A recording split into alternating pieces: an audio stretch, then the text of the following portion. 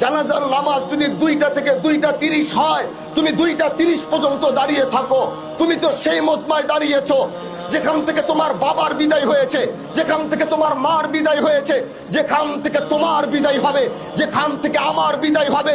একটু দাঁড়াও, পৃথিবীর এই বাস্তবতাটাকে চিন্তা করো যে পৃথিবী আমার না, এই আকাশ আমার না, এই জমিন আমার না, এই পৃথিবীর মাটি আমার না। আমার এখান থেকে যেতে হবে।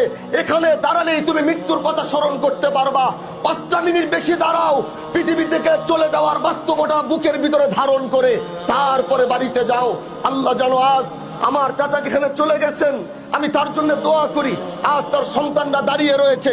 আমি শরীয়তুল্লাহর বংশ বলে নয়, এখানে সবচেয়ে বড় আলেমও যদি দোয়া করে, আরেকদিকে তার সন্তান যদি হাত উঠিয়ে বলে, এ আহকামুল হাকিমিন আল্লাহ, তুমি আমার বাবাকে মাফ করো, আমরা সবাই মিলে দোয়া করব। তার সন্তান একা দোয়া করবে। সরকারে কায়নাতের হাদিস, সন্তানের জন্য যদি, বাবার জন্য যদি সন্তান হাত উঠায়, আল্লাহ পাক সে হাত কোনোদিন ফেরত দেয় না। স্বামীর জন্য যদি স্ত্রী হাত উঠায়, আল্লাহ পাক সে হাত কোনোদিন ফেরত দেয় না।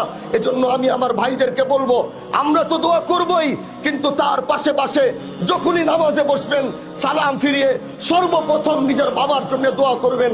আল্লাহ যেন তাকে জান্নাতের আলা মাকাম নসিব করে, তার কবরের আযাব যেন আল্লাহ পাক মাফ করে দেয়, সন্তান পরিবারকে সবরে জামিল যেন দান করে।